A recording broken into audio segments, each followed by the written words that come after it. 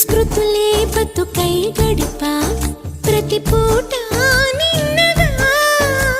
సుడిలో పడవై తిరిగా నిన్ను చేరే ముందుగా వెతికే గుండెలో గిలిలో వెలిగా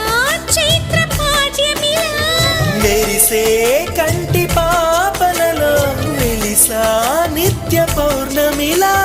ఎందుకిలా అల్లినదో వన్నెల వెన్నెల కాంతివల ఎవరో ఎవరో